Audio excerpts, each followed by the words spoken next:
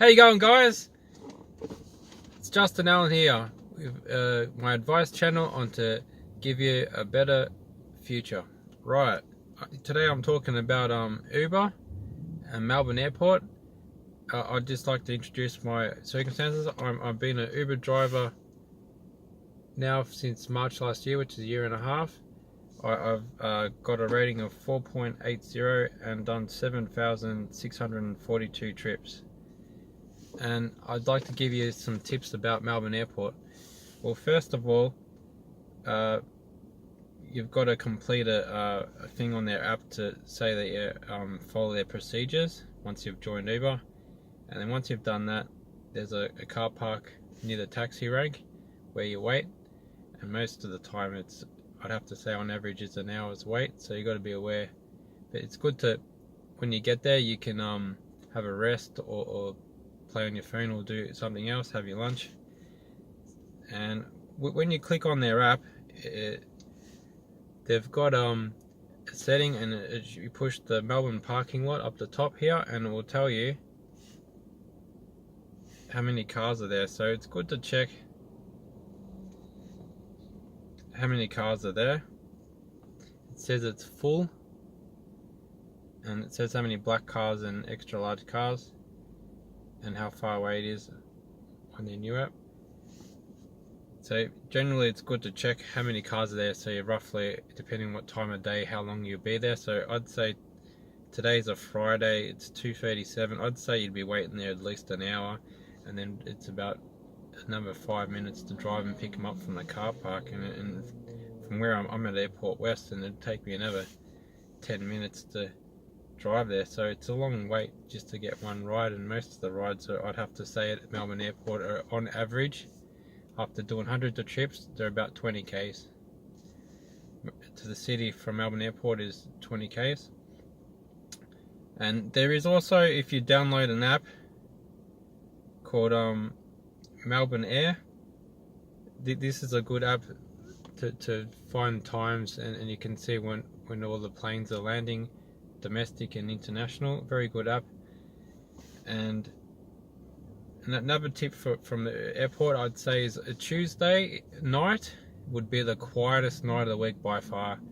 Many times I've gone there and waited, gotten there a bit too late, and I've waited there and got no ride and had to drive out of there a bit pissed off because I've waited all that time. Waited one time for 2.5 hours and got no ride, and then had to drive home at 1:30 in the morning.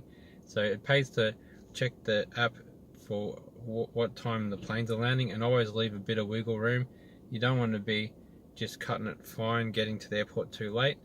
I'd say the best time to get to the airport would be about 10:40 p.m. After that, forget it. Unless it's a busy night, forget it. You would just end up waiting there all night and not getting a ride, and then driving out of there pissed off, waiting a couple hours for nothing. So I'd highly recommend that. The busiest days at the airport would be a Friday and a Sunday by far. And if it's a public holiday, the Friday will be really busy, and when the long weekend's over, it'd be really busy on whatever night that would be. And I'd have to say, recommend. I've had a few troubles at the car park. Be very conscious of where you park your car. Twice I've parked my car and another Uber driver's hit my car. So be very careful. I've even double parked sometimes just so people don't do it. One guy was cleaning his car, he parked right next to my car, and he opened up his back door, and he shouldn't have done it, but he did it. He opened up his door trying to clean the back fluff off his back car, and hit my car. And I took it down to my local panel beater, and he's got a professional dint guy. Pulled the dint out and took the paintwork. There's a bit of paintwork on it, and it cost me $90. It was a pretty good price, but he put a dint in my car, and I was a bit pissed off. I felt like putting a dint on his car because I knew he wouldn't pay for it. Another time, a guy reversed into my car and hit my bumper bar. To be very careful. You got to realize with minor accidents, people just won't pay you for them. They'll just, you can't do anything about it. I've gone down to the cops, and they just report it, and nothing really happens from it. So you just, you got to cop it on the chin when you have the minor damage. Sometimes it's not fair, but that's how it is.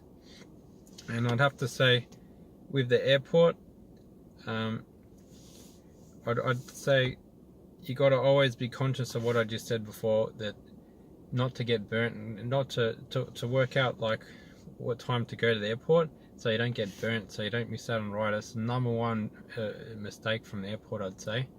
And I'd have to say, like, I'd recommend Tuesday night is the quietest, and Wednesdays and are quiet too sometimes, to be there at the airport, your car parked in there at about 10:40 p.m. After that, forget it. Unless you check on the app and there's late planes coming in, or you know, I've been burnt at least 10 times where I've gone there for nothing. So it's a bad feeling once you've wasted all that time. That's one mistake I'd have to say, and that's about it. Alright, if you like this clip, check out my other clips. Bye.